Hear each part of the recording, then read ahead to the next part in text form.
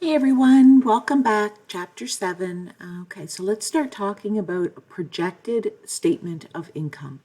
So again, a projected statement of income is trying to figure out where are we going to be in the future and how is it going to compare to the last year.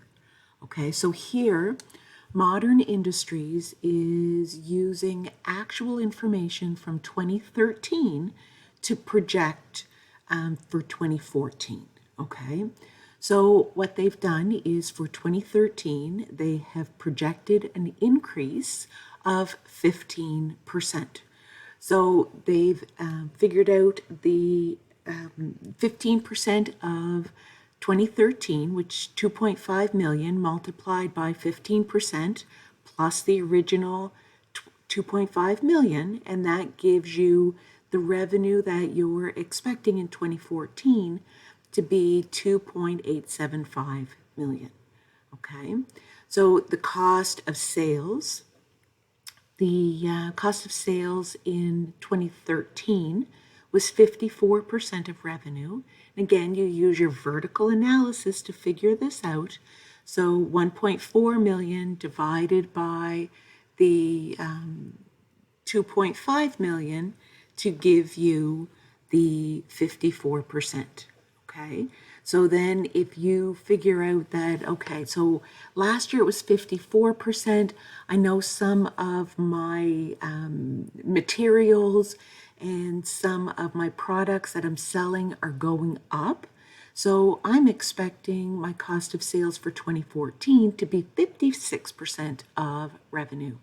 So then, of course, you take your 56%, multiply it by the revenue in 2014, which is your 2.875 million, multiply that by your 56%, and then you get your cost of sales of 1.553 million to give you a gross profit of 1.322 million.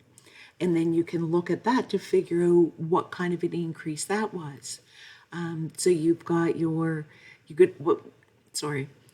the best way to figure out this one is think, okay, well, what's my horizontal analysis? Remember, you take your 2014 minus your 2013 to get the difference in the 2 years, then divide that by the original year, which is your 1.1 million.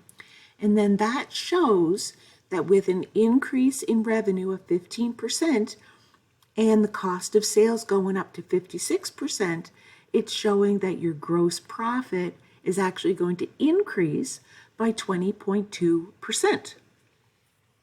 So then when it comes to looking at your other income and expenses, of course, you would look at them all individually, right? This is merely a snapshot.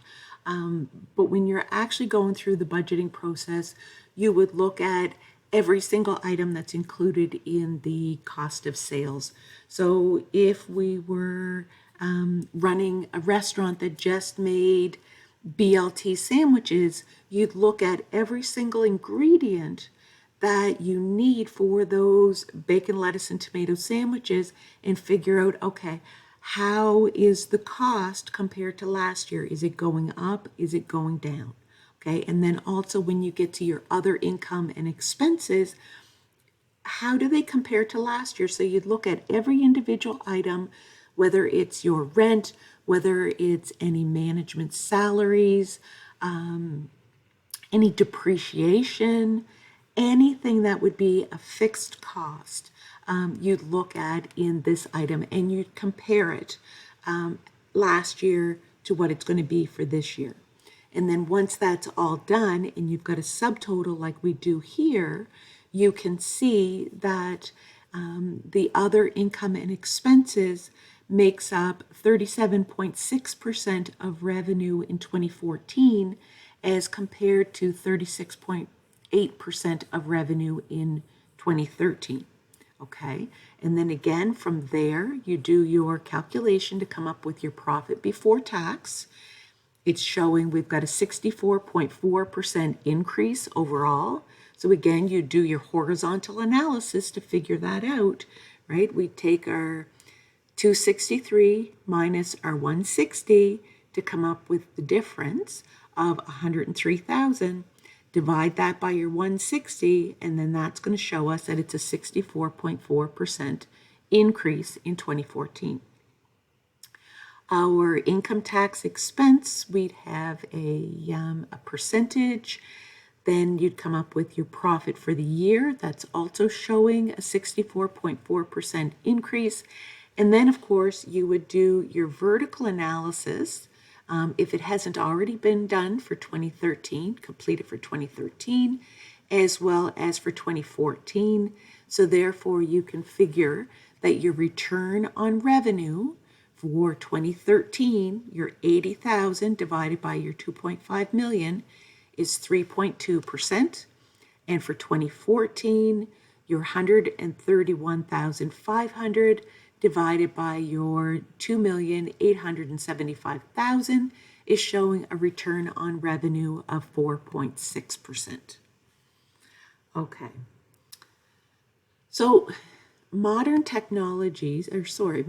industries has also created a projected inflow and outflow of cash so that they can create a projected cash flow statement.